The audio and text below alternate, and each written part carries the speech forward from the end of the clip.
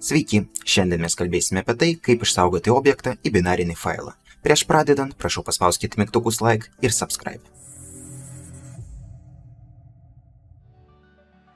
Kaip mes prisiminame, kompiuteris informaciją saugoja bitais ir mes tos bitus iškart ir galime rašyti į failą. Tai mes sukursime dabar kintamuosius ir atidarysim binary readerį, naudojant kurį įrašysime tos visus baitus į data.bin failą ir pažiūrėsime, ką mes gausime. Lygiai greičiai atidarysime ir Visual Studio, kad galima būtų pažiūrėti, o kokios čia pas mus yra reikšmės. Ir pažiūrėsime mūsų pirmą tipą, tai signed byte. Ir jei mes užvesime čia pelytę, tai ir galėsime pamatyti, kad jeigu tai yra int 8, tai būtent tas intas, kuris užima 8 bitus, kitaip sakant 1 baitą, tai ten pas mus yra saugomas skaičius 5. Toliau judam prie shorto. Tai mes matysime, kad tai tipas int 16 ir ten saugomas skaičius 10. Po to tos nulius mes praleisime, nes tas baitas irgi priklauso shortui ir prieisime prie sekančios reikšmės. Ir tai jau pas mus yra tipas int. Ir jeigu mes pažiūrėsime į int 32, tai pamatysime, kad ten ir yra saugomas mūsų skaičius 15.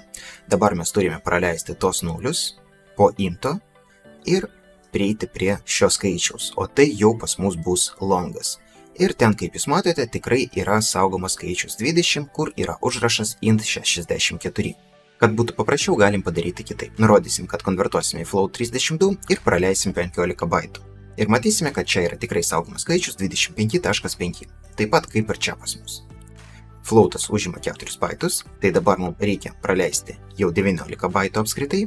Ir matysime, kad jei mes sukonvertuosime į float 64, tai ir matysime mūsų skaičių 30.5. Na ir jeigu mes atmesime visus baitus, kurie buvo atsakingi už prieš tai buvusius tipus ir paliksim decimal, tai matysime, kaip atrodo baitai decimal tipo. Čia nėra galimybės sukonvertuoti decimal tipo, dėl to mes ir praleisime tą punktą. O dabar mes atvirkščiai atidarysime tą failą ir pabandysime viską nuskaityti, naudojant jau binary readerį. Ir kaip jūs matote, viską tvarkingai gauname atgal. Tai dabar mes turime struktūrą vector2 ir turime tam tikrą poligoną. Ir pabandysime tą poligoną išsaugoti į failą. Ir dabar viduj mūsų poligon klasės mes sukursime metodus, naudojant kurios mes galėsime sukurti poligoną iš baitų arba atvirkščiai sukurti baitų masyvą iš poligono. Tai mes tai galim realizuoti tokiu būdu, kaip čia yra parašyta.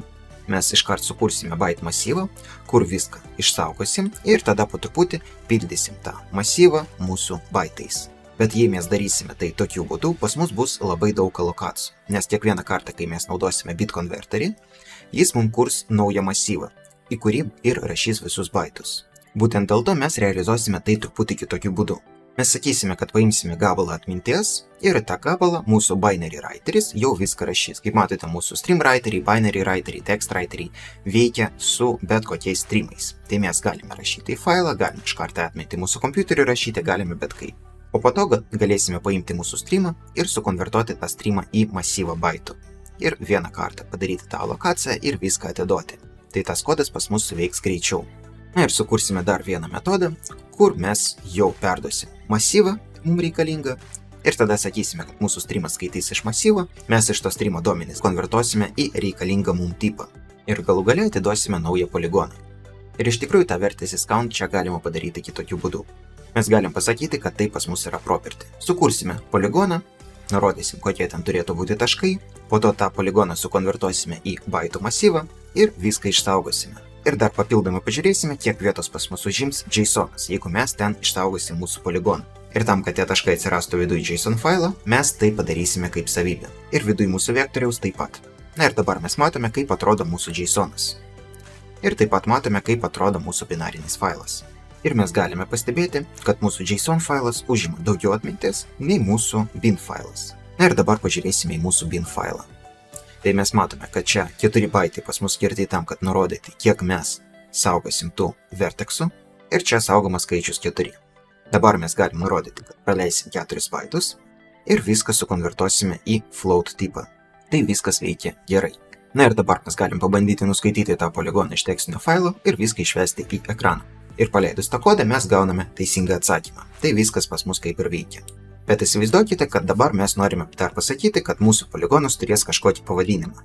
tą pavadinimą mes priskirsim ir turim tą patį padaryti ir čia. Kažkaip nurodyti, kaip mes saugosim tą pavadinimą. Tai mes iš system.text galim paimti encoding klasę ir sukonvertuoti mūsų vardą į byte masyvą. toliau nurodyti, kiek baitų mes skirsime vardui ir po to įrašyti tą vardą.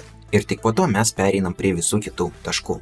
Ir prie nuskaitimo mes turime padaryti tą patį. Tai mes nuskaitysime vardo ilgį, nuskaitysime visus baitus, kurie atsakingi už vardą, ir tada sukonvertuosime tos baitus į vardą. Ir tą vardą perduosim į mūsų poligoną. Tai mes dabar sukursime poligoną, kurį pavadinsime kvadratu, nurodysim, kur kokie taškai pas mus bus, viską sukonvertuosime į baitų masyvą ir išsaugosim į failą, po to užkrausim tą poligoną vėl ir išvesime užkrautą poligoną į ekraną. Įsitikinsim, kad viskas pas mus tikrai veikia. Paleidus kodą, mes matome, kad tikrai gauname visus verteksus atgal ir dar net ir pavadinimą. Ir pažiūrėsime, kas čia viduj pas mus yra. Nurodysim, kad čia pas mus bus UTF-8 ir mes matome tą žodį square, kuris ir saugomas pas mus. Prieš tai eina 4 baitai, kurie saugo intą, na ir po to visi kiti taškai, kurie pas mus ten buvo. Tai dabar jūs žinote, kaip jūsų objektą išsaugoti į binarinį failą. Jei norite užsakyti pamoką, galite tai padaryti paspaudus pirmą nuorodą video aprašyme. Ačiū, kad žiūrėjote, lauksiu jūsų kitoje pamokoje.